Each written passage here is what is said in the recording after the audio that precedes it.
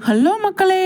நம்மளோட மகாநதி சீரியல்ல இன்னைக்கான எபிசோட்ல நேத்திக்கு வந்த ப்ரொமோவுல இருக்கிற கன்டென்ட் தான் இன்னைக்கு வந்தது. இருந்தாலும் அத பத்தி என்ன பேசலாம் அப்படின்னு சொல்லிட்டு பேசினா, நம்ம யமுனா இருக்காங்க இல்லையா? அவங்க வந்துட்டாங்க. வந்துட்டு "என்னக்கா ஆச்சு? ஏதுக்கா ஆச்சு?" அப்படின்னு சொல்லி கேட்குறாங்க.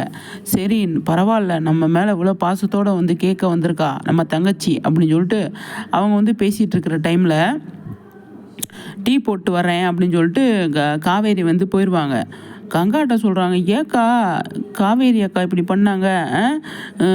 விஜய் மாமா விட்டுட்டு வெண்ணிலாவோட போயிட்டா, காவேரி அக்கா தேடி நிவின் வந்துடுவார், என்னோட வாழ்க்கை தான் பிரச்சனையில் முடியும்" அப்படின்னு சொல்லவுமே கங்காவுக்கு வந்துச்சு பாருங்க கோவம்.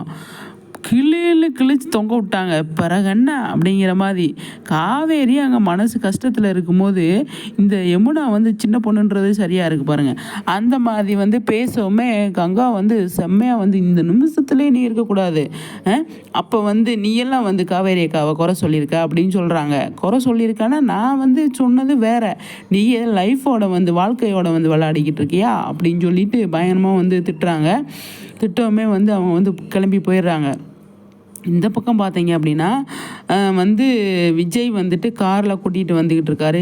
யாரை? வெண்ணிலாவை கூட்டிகிட்டு என்ன கேட்குறாரு, "இந்த இடம்லாம் உனக்கு ஞாபகம் இருக்கா? நம்மளாம் அடிக்கடி இங்கே வந்திருக்கோம்" அப்படின்னு சொல்லி பேசிட்டு இருக்கிற டைமில் காவேரி கால் பண்ணலாம் விஜய்க்கு, நம்மக்கிட்ட சொல்லாமல் போயிட்டாரே அப்படின்னு சொல்லிட்டு வருத்தத்தில் இருக்கும்போது கால் பண்ணுறாங்க.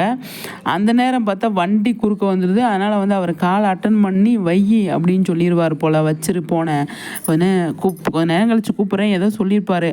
ஆனால் கோவம் வந்துருச்சு இவங்களுக்கு. இவங்க பயந்துட்டாங்க, அழுதுகிட்டே இருக்காங்க. ஆனால் விஜய் அந்த மாதிரி நோக்கத்தில் சொல்லலை அப்படிங்கிறது ஆடியன்ஸுக்கு தெரியும், காவேரிக்கு தெரியலையே. பார்க்கலாம் என்ன நடக்குது.